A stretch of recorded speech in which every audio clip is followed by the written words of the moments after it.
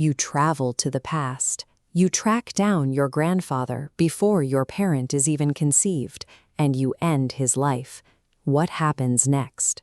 If you succeed, your parent is never born, which means you are never born. But if you don't exist, you couldn't have traveled back in time to commit the act. Therefore, your grandfather lives, you are born, and you travel back to pull the trigger. This creates an endless loop of existence and non-existence. For physicists, this is a mathematical nightmare because it completely breaks the foundational rule of causality. Causes must always precede their effects.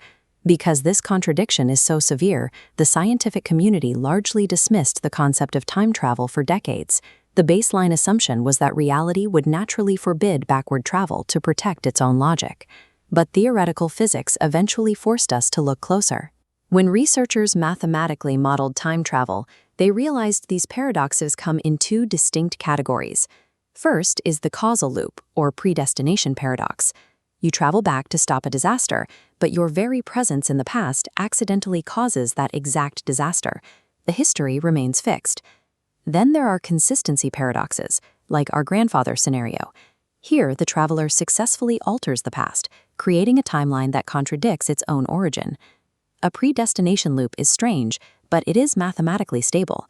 A consistency paradox, however, is fatal to the laws of physics. And the problem is, the math describing our universe stubbornly insists that time travel should be possible. That mathematical permission slip comes from Albert Einstein's theory of general relativity. General relativity demonstrates that massive objects warp spacetime. If conditions are extreme enough, that warping can bend spacetime back on itself, creating a loop known as a closed time-like curve. Traverse this loop, and you end up in your own past. To figure out what happens inside one of these curves without the messy variables of human intent, physicist Joseph Polchinski devised a thought experiment using inanimate objects. Imagine a billiard ball rolling into a wormhole. It exits in the past, right on a collision course with its earlier self. The older ball knocks the younger ball off the table, preventing it from ever entering the wormhole. Einstein's equations definitively allow the wormhole to exist, but the billiard ball's trajectory creates a logical short circuit. The physics permits the journey, but the outcome breaks causality. In the mid-1980s, Russian physicist Igor Novikov proposed a solution to this problem, which became known as the self-consistency principle. Novikov argued the universe forces a compromise. The older billiard ball still emerges from the wormhole, but delivers only a glancing blow. The younger ball is deflected just enough to enter the wormhole, emerging on the exact trajectory to deliver that exact blow. This perfectly preserves the timeline, but physicists found it deeply unsatisfying. It demanded rigid, highly specific outcomes without explaining the actual physical mechanism enforcing those rules. A more comprehensive answer emerged in 2020 when physicists Germain Tobar and Fabio Costa published mathematical models demonstrating something called dynamical self-consistency. This model treats the universe like a fluid editor. If you go back and aim a weapon at your grandfather, the cosmos adjusts the surrounding variables. The firing pin jams, or you slip on the floor.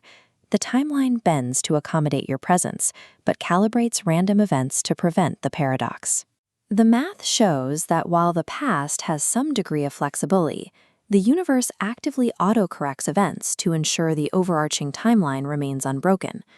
Scaling this math from billiard balls to human beings forces a confrontation with the mechanics of choice. If the universe is constantly rearranging causality to stop you from creating a paradox, do you actually possess free will while traveling through time? You maintain the conscious intent to change the past. You can make plans, raise a weapon, and pull a trigger. But your physical actions are entirely constrained by the universe's mathematical requirement that history remains unbroken. You are physically barred from doing the impossible. Your choices exist, but their outcomes are intercepted, reducing you to a helpless passenger within a self-correcting cosmic operating system. If the universe requires the past to be a single, immutable record to function, then our present, which is the past for any future traveler, is subject to that same rigidity. In this view, our decisions are not the engines of change, but rather the necessary steps required to fulfill a history that has already been mathematically settled.